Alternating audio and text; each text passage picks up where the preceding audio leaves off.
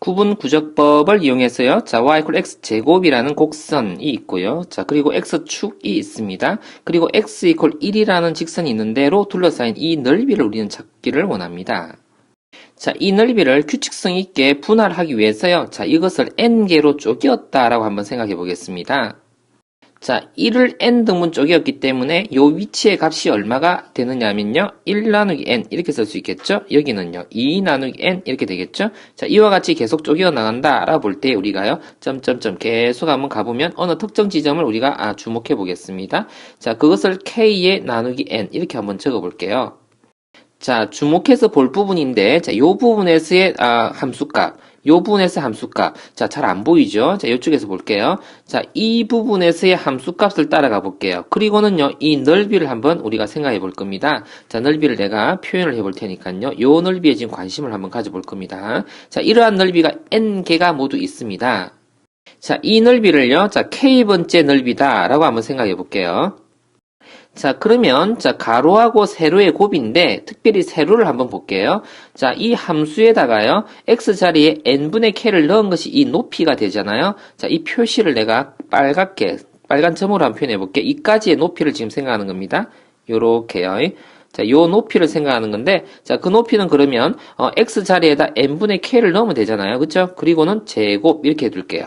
자, 그리고 가로의 길이는 얼마입니까? 요만큼 가로의 길이인데요. 이 가로의 길이는, 1을 n 등분 한 거잖아요. 그죠? 자, 이제 가로와 세로 정보가 나왔습니다. 자, 그래서, n분의 k의 제곱이라는 것에다가 n분의 1을 곱하게 되면, 이게 바로 k번째의 넓이가 되는 거죠.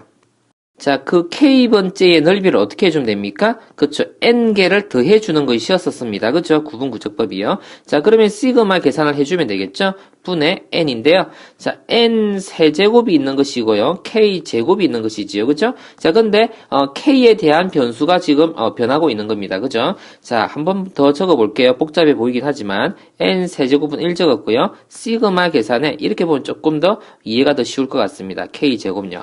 자, 그러면 결과가 어떻게 됩니까? 한번 보세요. 자, n 세제곱 분의 1이 되고, 자, 우리가 이거 계산할 줄 압니다. 그죠? 계산하면 어떻게 됩니까?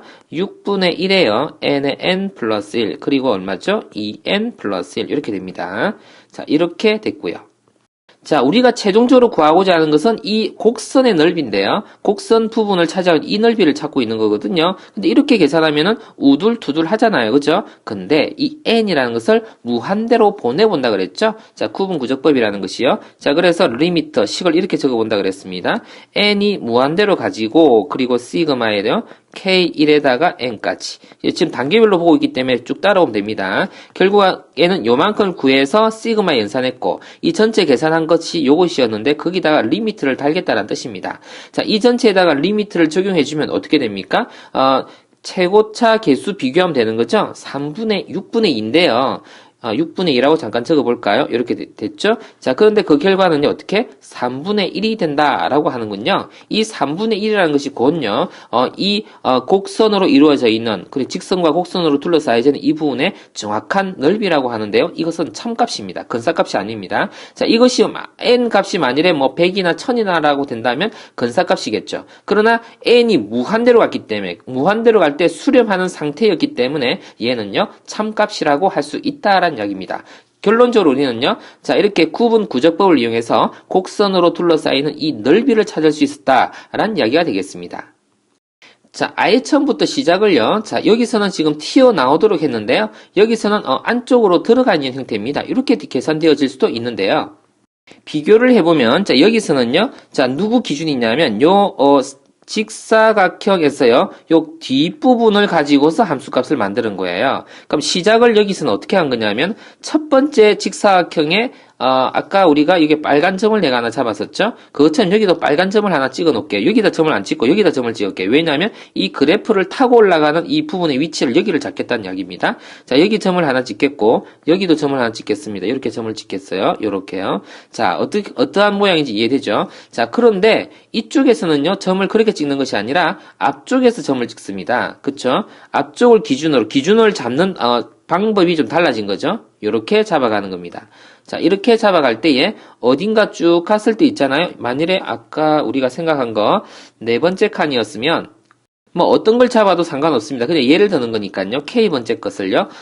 여기에 점을 하나 잡았다고 생각할게요. 아까는요, 요 점을 가지고 이렇게 사각형을 그렸습니다. 이렇게 사각형을 그렸었어요. 근데 지금은 이 점을 가지고 이렇게 사각형을 그리고 있는 규칙인 겁니다. 자, 그래서 요 넓이를 지금 찾고 있는 거예요. 요 넓이. 그쵸? 이해되나요? 자, 그래서 그 순서가 바뀌었을 뿐이지 결과적으로는 동일하다라는 이야기입니다. 그러면 이렇게 놓고서도 우리가 식을 한번 만들어 볼게요. 자, 그럼 여기를 n분의 제로라 두겠고, 이건 n분의 1이라고 두겠습니다. 여기는 n분의 2라고 둘게요. 자, 그렇게 해서 쭉 따라갈 때 여기요. 자, 쭉 내려올 때 n분의 k라고 한번 두어 보겠습니다. n분의 k 이렇게요.